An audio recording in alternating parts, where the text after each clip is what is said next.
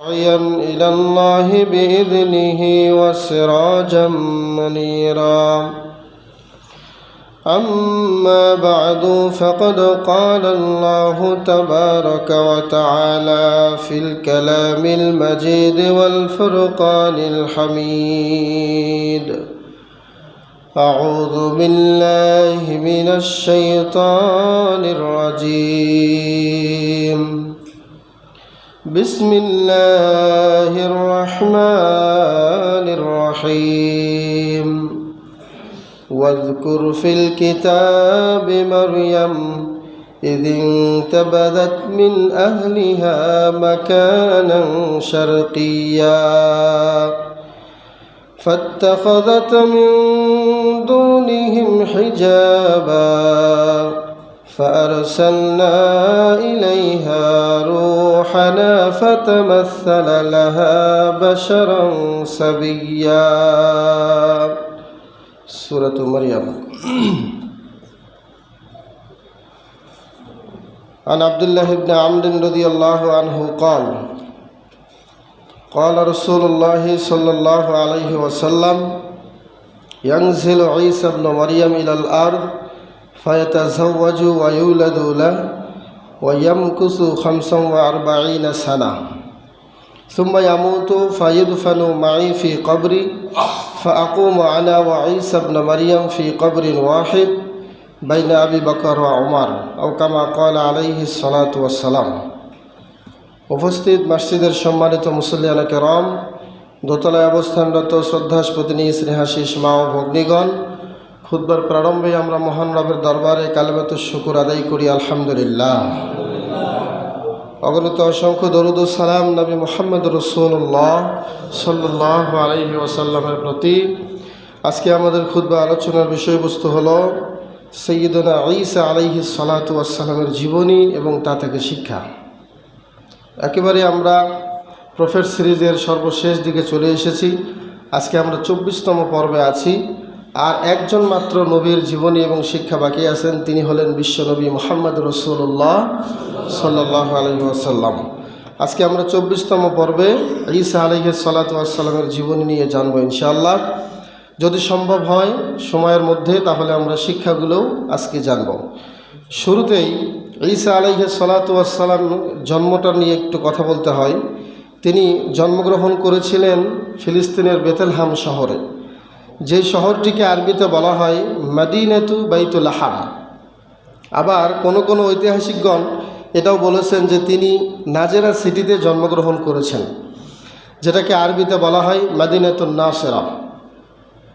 এরপরে যদি আমরা দেখি পবিত্র কোরআনে সুনির্দিষ্টভাবে জন্মগ্রহণ তিনি কোন স্থানে করেছেন সেই কথা স্পষ্টভাবে বলা হয় নাই। তবে বলা হয়েছে যে বাইতুল মুকাদ্দাস থেকে দূরবর্তী একটা জায়গায় খেজুরের গাছ দ্বারা বেষ্টিত একটা এলাকায় ঈসা আলাইহিস সালাতু ওয়াস সালাম জন্মগ্রহণ করেছিলেন। সুবহানাল্লাহ। আমরা তাকে চিনি আল্লাহর নবী ঈসা আলাইহিস সালাতু ওয়াস সালাম হিসেবে এবং ঈসা রূহুল্লাহ হিসেবে, কিন্তু খ্রিস্টানরা ঈসা আলাইহিস সালাতু ওয়াস সালামকে যিশু খ্রিস্ট বলে তারা অভিহিত করে থাকে। তো তারপর থেকে শুরু করে আমাদের নবী আসা পর্যন্ত এর মাঝখানে প্রায় 500 থেকে 550 বছর কোনো নবী ও রাসূল দুনিয়াতে আবির্ভূত হন নাই। আমরা তাকে পবিত্র কোরআনে দেখতে পাই, তার সম্পর্কে প্রায় 15টি সূরার 98টি আয়াতে, প্রায় 2টি আয়াত কম 100টি আয়াতে আল্লাহ তাআলা তার সম্পর্কে আলোচনা করেছেন। এবং পবিত্র কোরআনে ঈসা আলাইহিস সালাতু ওয়াস সালামের অনেকগুলো নাম পাওয়া যায়। তন্মধ্যে একটি নাম হলো আল মাসিহ, দ্বিতীয় আরেকটি নাম হলো ঈসা ইবনে মারিয়াম, এভাবে আল্লাহ খেতাব করেছেন। তৃতীয় একটি নাম পাওয়া যায় রূহ, চতুর্থ একটি নাম পাওয়া যায় কালিমাতুহ। অর্থাৎ মাসিহ, ঈসা ইবনে মারিয়াম, রূহ এবং কালিমাতুহ, এই 4টি নামে আল্লাহ রাব্বুল আলামিন ঈসা আলাইহিস সালাতু ওয়াস সালামের ব্যাপারে প্রায় 98টি আয়াতে তিনি আলোকপাত করেছেন বলে সুবহানাল্লাহ। তো মাসিহ বলার কারণ হলো তিনি কোনো কিছুতে স্পর্শ করলেই সেটাকে একদম পরিপূর্ণ সুস্থতায় ফিরে দিতেন আল্লাহ সুবহানাল্লাহ। এই জন্য তার একটা নাম হচ্ছে মাসিহ। আর বাকি 3টি নামের কারণ আমরা সামনে পাবো ইনশাআল্লাহ। তো তিনি পৃথিবীতে এমন একজন ব্যক্তি হিসেবে প্রেরিত হয়েছিলেন, তিনি পিতা ছাড়াই জন্মগ্রহণ করেছেন, যার কোনো বাবা ছিল না। এবং তিনি বনি ইসরায়েলের সর্বশেষ নবী ও রসুল, অর্থাৎ তার আগে যত নবী এবং রসুল এসেছিলেন, অনেক নবী রসুলই আমরা শুনেছি তারা প্রায় বনি ইসরায়েলের নিকটে প্রেরিত হয়েছিলেন। তো এই ঈসা আলাইহিস সালাতু ওয়াস সালামই ছিলেন বনি ইসরায়েলের নিকটে সর্বশেষ নবী এবং রসুল। এনার পরে আর কোনো নবী রসুল আল্লাহ তাআলা বনি ইসরায়েলের নিকটে তিনি পেশ করেন নাই।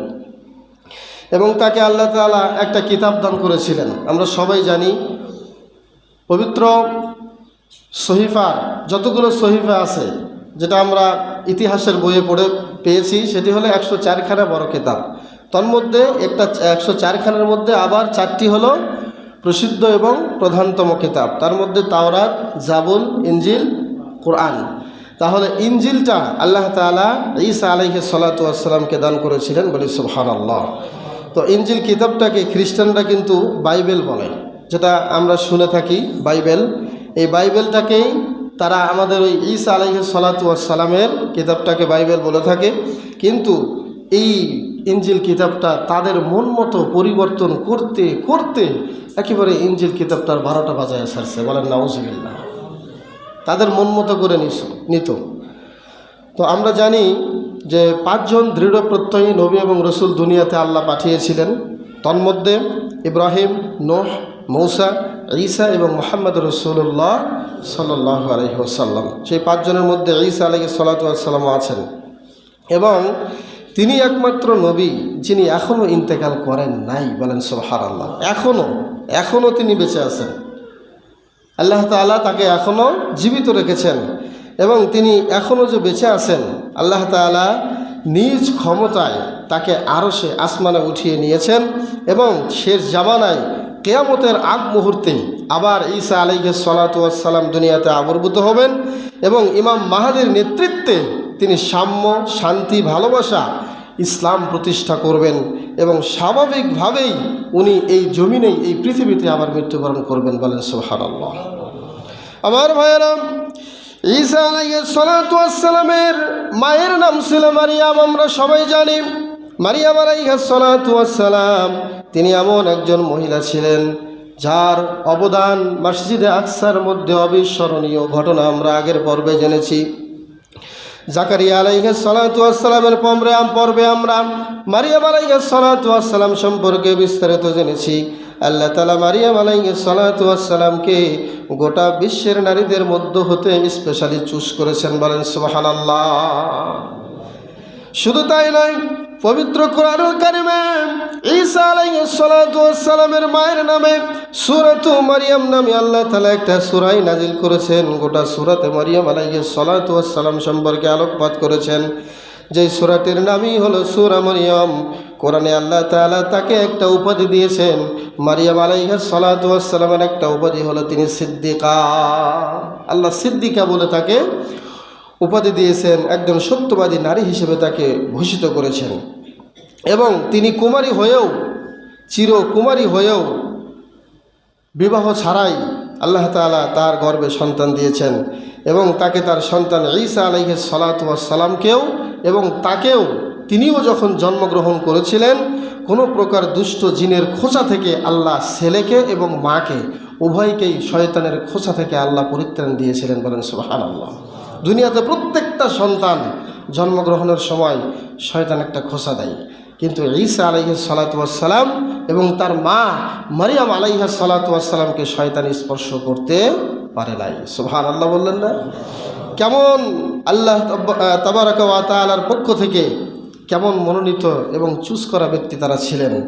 তো সম্মানিত উপস্থিতি, ঈসা আলাইহিস সালাতু ওয়াস সালাম এই যে শয়তান খোঁচা মারতে পারেন নাই, এর কারণ হলো ঈসা আলাইহিস সালাতু ওয়াস সালামের নানি যে ছিল হান্না, অর্থাৎ ইমরানের স্ত্রী হান্না বিনতে ফাকুস, তিনি স্পেশালি একটা আল্লাহর কাছে দোয়া করে এটা চেয়ে নিয়েছিলেন যে আমার সন্তান এবং আমার নাতিপুতি যারা হবে তাদেরকে যেন শয়তান স্পর্শ করতে না পারে। সুবহানাল্লাহ।